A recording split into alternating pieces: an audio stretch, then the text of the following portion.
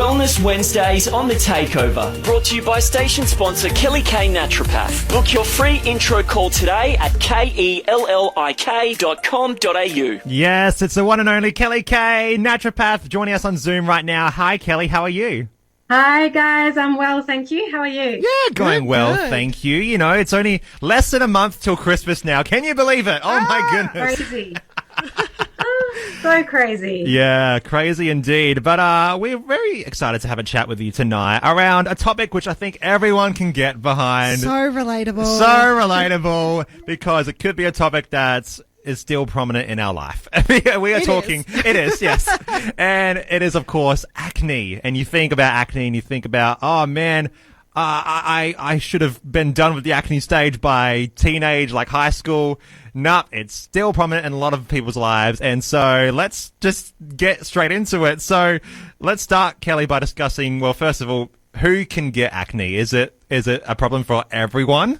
It's not a problem for everyone, but it is very common. And it is most common in the adolescent teenage years when you're going through puberty, and those hormone changes tend to drive that. But for about 25% of people, that can continue on into adulthood. And yeah, many people still struggle as adults with acne. It does change a little bit in terms of its presentation, but it still can be an issue, and particularly more so in women, and perhaps in certain medical conditions like polycystic ovarian syndrome, and with other medications and hormonal changes and things can drive that as well. That's so interesting that it's potentially more prominent in women. But are there different types of acne along with who can get it? Well, it can present in different ways, and there's different drivers. So in adolescence, it's primarily those hormonal changes that are changing the way the oils and the sebum production in the skin, and that combined with the bacteria that's on our skin can cause those issues. Yeah. But in teenagers, it tends to be more so around the forehead and cheeks, where adults, it tends to be more around the chin and the mouth. And it can, like I say, present differently. So you have like the really deep pustular, sores, or it can be more surface, probably a little bit less painful, and more of your blackheads and whiteheads and things. So it does change in that respect, and in terms of what's driving it can change as well. Yeah, interesting. And so how can we actually treat our acne? What certain diets or herbs can help with that? Yeah, so with acne, a combination of hormone drivers, inflammation, and bacteria on the skin. So we're looking at those three things. Diet plays a really important role, because what's going on in our gut impacts our hormones and our skin bacteria and inflammation as well. So really, we want, with diet, it's eating lots of whole foods, lots of fibers, and avoiding deep fried foods and processed foods. Two of the biggest contributors with acne, or two of the things that can be game changers for people, is really avoiding or limiting dairy and avoiding or limiting sugar, because they do tend to really drive that inflammation and really flare up acne. In terms of then, looking at gut health and what's coming from the gut, besides, having a really high fiber diet, there have been certain probiotics that have been studied that help to reduce acne and reduce the inflammation associated with that.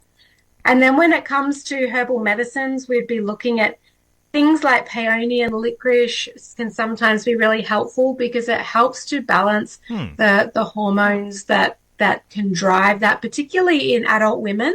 We wouldn't use that so much probably in teenagers, but in adults certainly.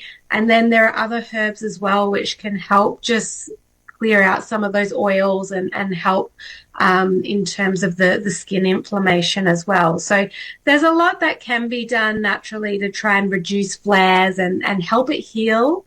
The other big thing would be things like zinc, which is really important for skin and preventing scarring and making sure that it heals really well as well, because scarring can be a huge problem as well if people have it really bad. Yeah. And that can really impact people mentally as well, I think, because it is a bit distressing when you have acne quite bad as well. So we'd be looking at making sure that people are getting plenty of zinc-rich foods and potentially supplementing depending on the person.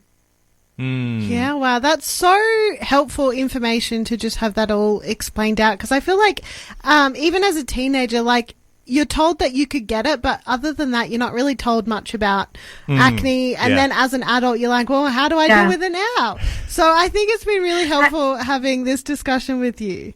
Yeah, that's great. And one of the things with skin issues, I think as well, often people think about, oh, what can I do? And they're just thinking about the topical applications and topical things they can do.